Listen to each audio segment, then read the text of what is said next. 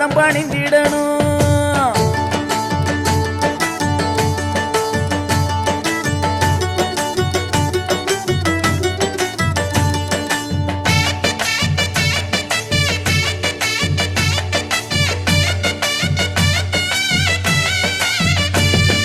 தாங்கும் இருமுடிதான் அது ஐயன் திருவடிதா விதி பாரம் குறைச்சிடுந்தா நம்ம பாவம் மறைஞ்சிடுந்தா.